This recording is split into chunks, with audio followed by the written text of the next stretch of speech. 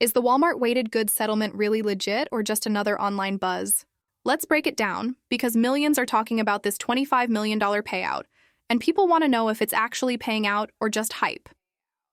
The claim says if you bought weighted goods like meat, poultry, pork, or seafood, or even bagged citrus like oranges, grapefruit, or tangerines at Walmart between October 19, 2018 and January 19, 2024, you could qualify for cashback.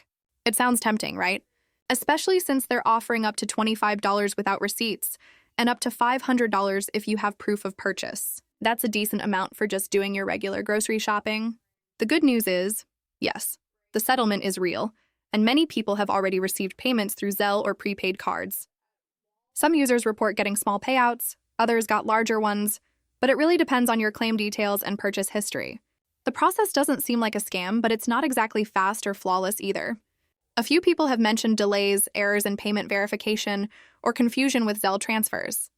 So while it's legitimate, it's not perfect, and patience is required.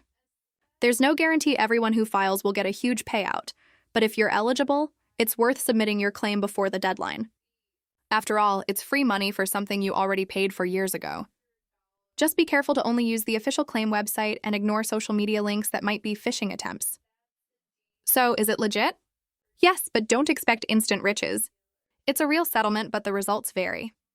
Check if you qualify, claim your share, and keep an eye on your inbox or Zelle notifications for updates.